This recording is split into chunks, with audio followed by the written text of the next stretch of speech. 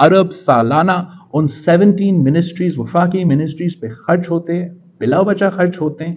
इंशाअल्लाह ताला इन तमाम मिनिस्ट्रीज को डिवॉल्व करके वो पैसा इस्तेमाल करूंगा जो सब्सिडीज इस मुल्क में अशराफिया कौम देती है, एनर्जी कंपनीज को देते हैं, फर्टिलाइजर कंपनीज को देते हैं। आपको मालूम कितना सब्सिडी सालाना आप देते हो, आपका टैक्स डॉलर्स देते हैं?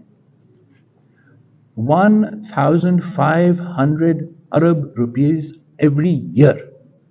अगर अशराफिया के बजाय, फर्टिलाइजर कंपनी के बजाय वो पैसा डायरेक्टली किसान को जाए, डायरेक्टली उन लोगों को जाए जिनको सहूलत मिलना चाहिए, गरीब लोगों को वो डायरेक्टली वो सहूलत मिले, तो मैं समझता हूं पैसा भी बचा सकते हैं और ज्यादा काम भी करवा सकते हैं। साथ साथ जहां तक मौसमी तब्दीली की बात है, वहां कार्बन क्रेडिट्स को हमने मैंग्रोव्स की सिलसिले में कामयाब करवाया। लॉस और डैमेज फंड के लिए हमने मेहनत की।